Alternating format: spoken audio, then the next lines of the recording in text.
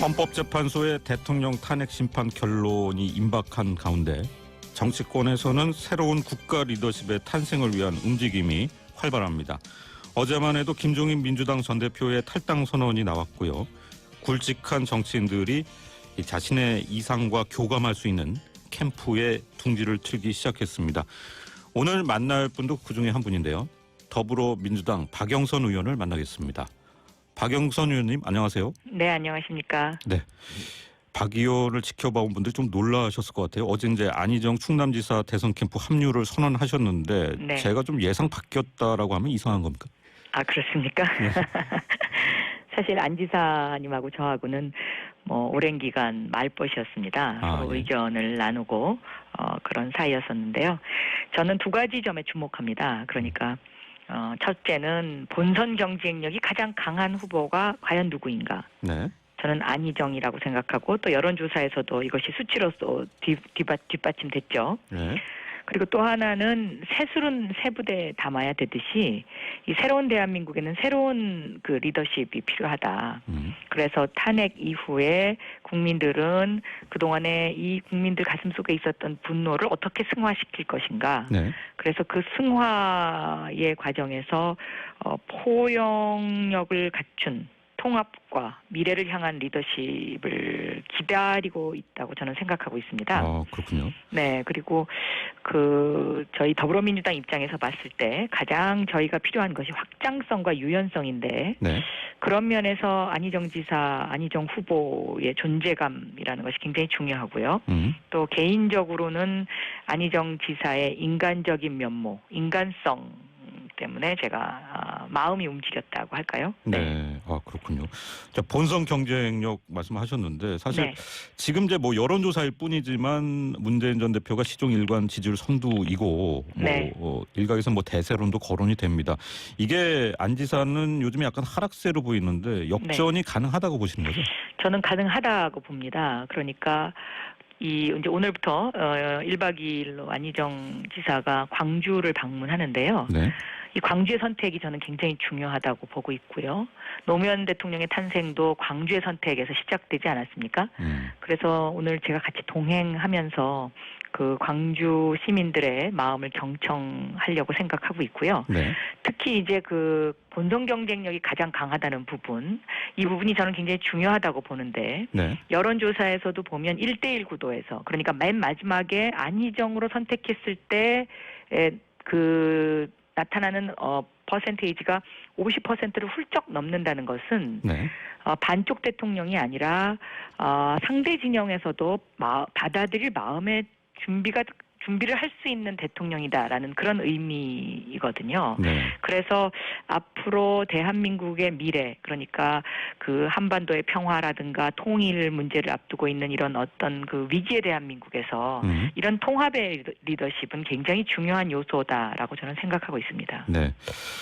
자, 지금 박영선 민주당 의원과 인터뷰 진행하고 있습니다. 청취자분들이 이렇게 거칠게 여쭤보시는 분들이 있습니다. 왜 네. 문재인 캠프가 아닌 겁니까 하는 건데요. 왜 문재인 캠프가 아니냐. 네. 제가 직설적인 답변을 하면 또 싸움을 붙이는 것 아니냐 이제 이런 이야기일 텐데, 네. 가 있을 수 있을 텐데요. 네. 저는 이렇게 생각합니다. 지금 더 큰 품, 그러니까 넓은 품을 갖고 따뜻한 가슴을 가진 지도자가 저는 필요하다고 생각하는데요. 네. 제가 안희정 지사의 마음을 읽을 수 있었던 대목이 네. 그 안 지사가 저한테 그 선의의 발언 이후에 의원님 저 너무 힘들어요. 그렇게 말씀을 하시더라고요. 네. 그래서 뭐가 그렇게 힘드시냐 그랬더니 제가 어디 가서 이런 얘기를 한 번도 한 적이 없는데 문재인 후보께서 저한테 분노가 빠졌다는 이야기를 들었을 때 너무 섭섭했어요. 이렇게 이야기를 하시더라고요. 예. 그러면서 이제 이 분노, 본인은 이제 30년 동안 정치인으로서 정당인으로서 살면서 정말 많은 일을 겪었지 않습니까? 네. 그런데 그런 속에서 자기가 이 분노가 분노로 부딪힐 때에 그 결과적으로 파생하는 피바람, 이것에 네. 대해서 너무 많은 반성을 했다는 거예요. 그래서 자신이 분노를 삭히 삭히면서 지금 이렇게 그 마음을 다져가고 있는데 네. 그거를 모를 문재인 선배님이 아닌데 어떻게 형님으로서 나한테 그런 얘기를 하실 수 있냐. 굉장히 네. 섭섭했다고 네. 굉장히 가슴 아파하더라고요. 그래서 제가 그 얘기를 들으면서 마음이 많이 움직였어요. 그래서 이분은 분노를 분노로서 그 해결할 뿐이 아니고 네. 분노를 삭히면서 포용적 리더십을 갖출 수 있는 마음의 준비가 돼 있구나. 그런 생각을 했었죠. 네. 네. 자, 문재인 전 대표 진영에서 이 말을 되게 싫어하던데 이른바 그 친문 패권에 대한 논란이 이제 당내에서도 있었고 국민들도 상당히 관심을 가졌던 부분입니다. 박 의원도 이런 부분을 좀 부정적으로 느끼셨나요? 제가 뭐 그런 부분을 조금 느낀 적이 있습니다. 네. 네. 그렇군요. 네. 그 연결해서 질문드리면은 안희정 지사가 지금 이제 대연정론을 언급한 것이 굉장히 이제 논란이 많이 됐습니다. 네. 벌써부터 이 아직 이제 적폐청산 전에 통합과 연정을 강조하는 것이 이게 너무 이제 정치 공학적 계산에서 나온 발언이 아니냐 이런 비판을 하는 분들이 분명히 있었어요. 여기 대해서 어떻게 보십니까? 저도 그 안 지사에게 그 얘기를 했습니다. 네. 다 좋은데 선의의 발언 다 좋은데 이 미르케이 재단까지 언급한 건 좀 너무 많이 나간 것 같다고. 그랬더니 선배님 제가 그거 정말 계산하고 한 발언이 아닙니다. 네. 그날 강의하면서 예를 들었는데 지금 생각해 보니까 예는 제가 잘못 든 것 같습니다. 이렇게 솔직하게 얘기하시더라고요. 네. 그리고 자신이 오랜 시간 생각해 왔던 거라고요. 어떤 이런 그 뭔가 적폐를 청산하기 위해서 네.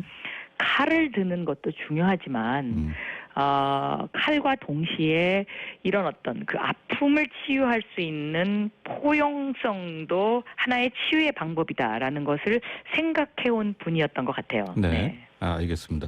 네. 박영선 하면은 경제민주화 또 삼성 저격수라는 단어가 좀 떠오릅니다. 근데 뭐 국정감사에서도 항상 이제 날선 공세를 하셨고요.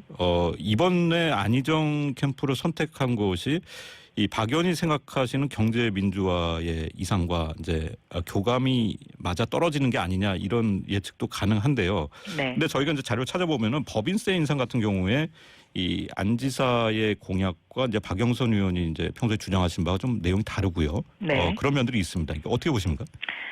서로 상호 보완 관계라고 저는 생각합니다. 그러니까 예를 들면 이제 그 법인세 인상 같은 것도 저는 1% 정도 단계적 인상론을 주장하는 사람이거든요. 네.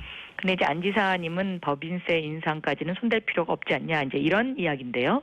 저는 그런 법인세 인상이 재벌 개혁의 핵심이라고는 생각하지는 않고요. 네. 제가 주장하는 재벌 개혁의 핵심은 공정한 시장 경제를 만들자는 겁니다. 그러니까 재벌들도 편법 상속이나 또 세금, 절세의 방법으로서의 어떤 그런 그 정정당당하지 못한 방법으로 하지 말고 네. 정정당당하게 공정하게 세금 낼 거 내고 세습하고 세습을 하려면 그리고 승계하고 편법 쓰지 말라 이제 이런 거거든요. 네. 그동안에 이제 재벌들이 뭐 일감 몰아주기 저는 이것은 공정한 시장 경제를 해치는 방법 아주 나쁜 것이라고 생각하고 있습니다. 네. 또 순환 출자 이것도 마찬가지죠. 왜냐하면 조그만 지분으로 전체를 지배하겠다는 일종의 공정성에 위배되는 것들이니까요. 네. 그래서 저는 상속세, 증여세를 엄격하게 규정을 하고 이 공정성에 위배되는 것들에 대해서는 단호하되 네. 재벌들이나 우리나라 대기업들 또 중소기업들이 바라는 어떤 규제 개혁 그러니까 예를 들면 관이 허가권을 쥐고 있으면서 네. 이런 어떤 기업들을 통제하려고 하는 행위 이런 것들은 과감하게 저는 풀어야 된다는 그런 주장입니다. 네, 알겠습니다. 그럼 그 부분에 대해서 안희정 지사가 충분히 이제 박 의원의 의견을 받아줄 수 있는 그런 분이라고 생각하신 거죠? 네, 저는 그렇게 생각하고 있습니다. 알겠습니다. 네. 자, 김종인 전 대표 탈당을 선언했습니다. 저도 그랬지만은 이제 언뜻 생각에는 분명히 박영선 의원께 함께 하자는 제안을 하셨을 것 같아요. 거절하신 겁니까?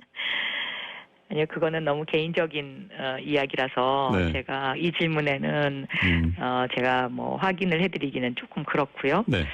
어쨌든 저는 김종인 대표께서 탈당하시는 것을 강하게 만류했던 사람 중에 한 사람입니다. 네. 그런데 김 대표께서 이번 2월 국회를 보고 그 상법 개정안이라든가 어떤 경제민주화 핵심 법안이 법사위에서 묘하게 통과되지 못하는 상황. 네. 이제 거기에 그 묘하게 통과되지 못하는 그 상황에 당대표라든가 아니면 문재인 캠프의 주요 인사들의 속마음이 그 속에 담겨 있었던 것 아닌가 하는 그런 의심이 있으시더라고요. 그렇군요. 네. 그런 부분을 이야기하시는 데는 제가 뭐라고 반론 제기를 못했습니다. 네. 알겠습니다. 뭐 끝까지 말리셨다는 얘기는 들었습니다. 네. 자, 삼성 얘기를 좀 해봐야 될 것 같아요. 내일부터 사실 이제 이재용 삼성전자 부회장 재판이 시작이 됩니다.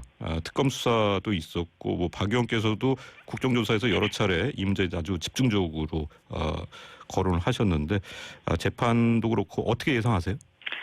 지금 세기의 재판이라고들 이야기하죠. 네.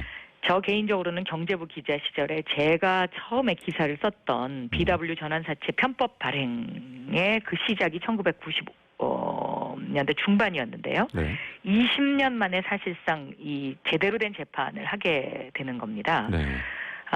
이 재판의 핵심은 뇌물죄, 그러니까 네. 대가성이 있었느냐 없었느냐의 문제이죠.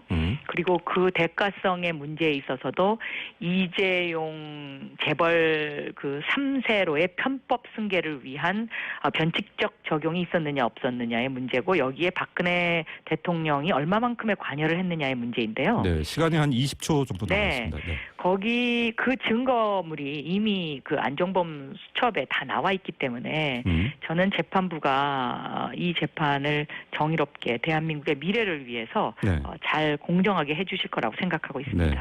저희 전망대에서 사실 이제 박 의원과 재벌 개혁 얘기를 좀